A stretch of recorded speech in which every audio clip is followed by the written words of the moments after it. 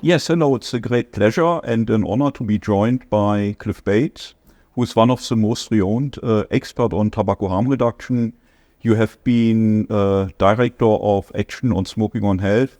You have advised Tony Blair as Prime Minister, and you are now Director of Counterfactual. I think in Great Britain, both the government and the public early understood advantages of vaping, e-cigarettes. It was a supporting government. Well, the support in the UK for vaping and tobacco harm reduction goes back quite a long way. It goes back to right at the heart of government. There's a strong support for it amongst the academics who go back a long way in understanding that, people smoke for the nicotine but die from the tar. If you can deliver nicotine to people who want it in a way that doesn't cause cancer, cardiovascular and respiratory disease, then you can make a big public health impact. And then the public health bodies, some of them got on board, the Royal College of Physicians, Action on Smoking and Health. Unfortunately, all of these policies are open to populists and opportunists who can whip up a moral panic and can frighten people about something that's good. And now we're facing a backlash, unfortunately. Yes. I know a new draft of the tobacco and vaping bill was drafted in May. The bill contains a bunch of anti-vaping measures. Now, vaping is the solution to smoking for most people who already smoke, and also for people who would use nicotine or vaping in pouches. And the danger is that in putting restraints on those, maybe restricting flavors, increasing taxes, imposing plain packaging rules, making it more difficult to buy or try the products, changing the formulation of the products. The danger is you only need a tiny, tiny change in smoking for the benefits, any benefits you get from vaping, to be completely wiped out.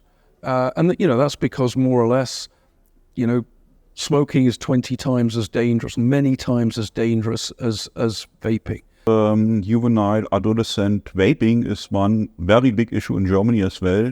So there's a polarized discussion about raising numbers, and people are now requesting prohibition of flavor, comprehensive flavor prohibitions, prohibition of menthol.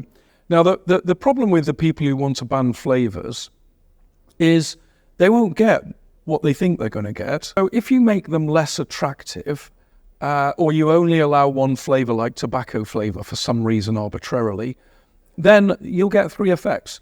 The first is that you'll have behavior change effects. Either people won't switch from smoking to vaping, they'll relapse from vaping back to smoking, or they won't be diverted as teenagers away from smoking and into vaping. So you'll get more smoking. The second thing you'll get is more illicit trade. People will be able to source flavored liquids. They're easy to make. They're easy to ship across borders. You can buy them on the internet. So we will see illicit trade, and that brings risks of its own. There's no consumer protection. There's no redress. There's no quality control necessarily. And then thirdly, you will see workarounds. So adults who want flavors will mix their own. They can mix their own. They can buy flavor ingredients. They can buy the core ingredients like propylene glycol, and then they mix their own, and then that has dangers of its own. People will do the mixing in unhygienic circumstances. They may mix in additives that they shouldn't mix in, oil-based flavorings. They'll maybe aromatherapy flavorings and things like that. Course. So people will start to do mad things. That's the problem with the flavor banners. Yeah. They have to take into account unintended consequences. More smoking, more illicit trade, and more workarounds. But you have the risk that young people who never smoked try to take up e-cigarettes. So you have to balance it out. And how would you consider juvenile smoking in such an overall assessment? There's a couple of things. Yes, there will be young people who never smoke who take up vaping or pouches, okay? The question gets back to the counterfactual. What would they do in the absence of vaping or pouches? And the people who you would be concerned about would be the kids who would otherwise smoke. If these products weren't available, they would go on to become smokers. The second thing to get is to understand is the relative size of the adult market for nicotine and the young person's market for nicotine, okay? It's totally dominated by adults. So in the UK, you have roughly, if you take the total of people who are smoking and vaping or doing both, you have about 18 times as many adults doing that as you have young people. Yet nearly all the focus is concentrated, all the public concern and focus is channeled into the small number of young people who are vaping. With the young people, you have a small number of people involved. Most of what they're doing with vaping is of little consequence in public health terms. It's experimental. They'll stop fairly soon. There's no need to worry about it. Kids do things like that. They experiment with things. For the people who are using it more intensively and more permanently, they are the kids who would otherwise have been smokers.